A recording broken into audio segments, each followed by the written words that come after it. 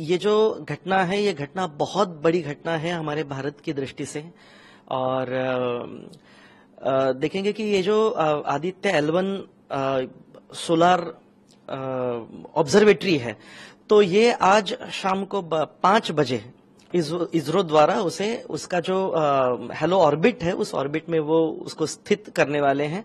और आज के बाद फिर सतत 5 वर्ष यह सूर्य का जो डायनामिक्स है, सूर्य का जो वातावरण है, उसके बारे में जानकारी वो हमारे से बने जो बेस स्टेशन है इसरो का, उसके साथ साझा करने वाले हैं।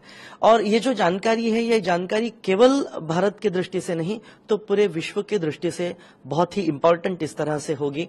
भारत का ये पहला ही सोलार मिशन है और करीबन 2 सितंबर को ये लॉन्च किया गया था और आज करीबन 5 महीने के बाद उसका जो ऑर्बिट है, उस ऑर्बिट में प्लेस किया जाएगा।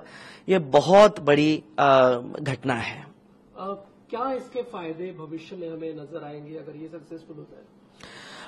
जैसे मैंने कहा कि उसके ऊपर जो 7 पेलोड्स लगे हैं, उस पेलोड के माध्यम से जैसे हमने कहा कि ये आदित्य L1 उसको नाम दिया गया है। L1 ये लैग्रेंजियन पॉइंट है कि जो सूर्य और पृथ्वी, इनके बीच में ये एक ऐसा स्थान है कि जहां जिस पॉइंट पे ये वहां सतत स्थित रहेगा हमेशा ही।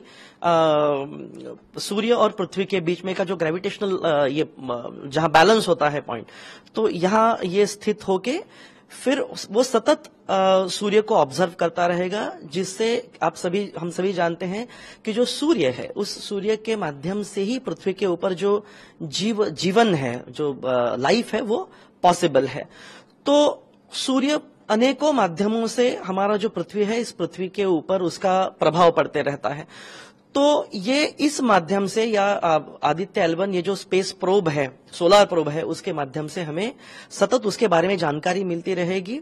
और सूर्य की वजह से पृथ्वी के ऊपर का जो एटमॉस्फेयर है, उसमें जो चेंजेस होते हैं, उसकी बारीक जानकारी हमें पता चलेगी, ताकि भविष्य के लिए अगर उसमें कुछ चेंजेस आते हैं तो उस चेंजेस को हम पहले ही भाप पाएंगे और उस तरह से हमारी पृथ्वी के ऊपर जो इंफॉर्मेशन है, उस इंफॉर्मेशन के माध्यम से हम जो भी तैयारियां हैं भविष्य के लिए, उसकी हम तैयारियां हम कर सकेंगे। सर, ये इस मिशन को एक बड़ी उपलब्धि के तौर पर भी देखा जा रहा है। कितनी मेहनत सालों की इसमें है और कितना योगदान हमारे साइंटिस्ट का?